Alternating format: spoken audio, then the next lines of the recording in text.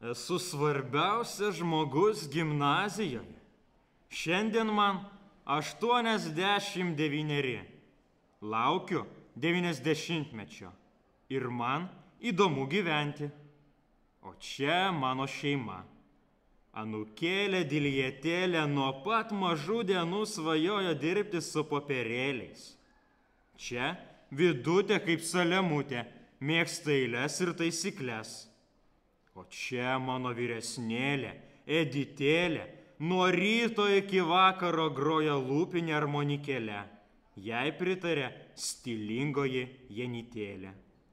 Birutė, geroji motinėlė, bitužėlė, kaip visada dūzgia, todėl jos čia nėra.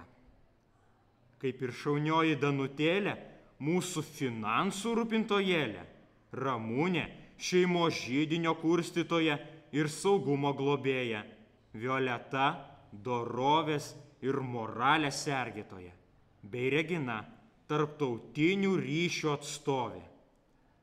Tokia mūsų 12-okų šeima, mano pasididžiavimas, stiprybės ir ilgamžiškumo ženklas.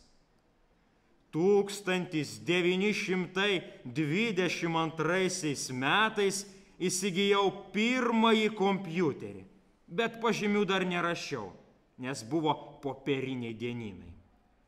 Pirmasis pradėjau pildyti elektroninį dienyną. Išsiunčiau žinutes visiems šeimos nariams ir jie dar nėra laimingi, nes jų laukia auditas.